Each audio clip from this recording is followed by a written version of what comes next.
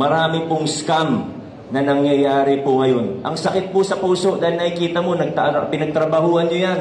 Pinagsikapan ninyo, sweldo ninyo, pati bonus ninyo. Tapos makukuha sa scam.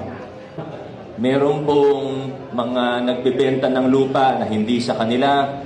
Meron pong nagpo-post ng mga advertisement, gamit picture ko, may binibentang mga kung ano-ano. Pero yung pinakamalala na nakita natin ngayong Desyembre ay yung sa benta paluwagan scam. Makinig po tayo na maigi. Ang dami pong naloloko. Noong Biyernes, pinaimbestigahan ko na at nakita ko sa business permit pa lang, meron na pong mali.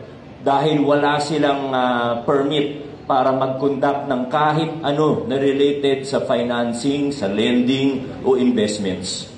Hindi ko muna babanggitin yung pangalan pero siguro alam nyo naman po yung tinutukoy ko.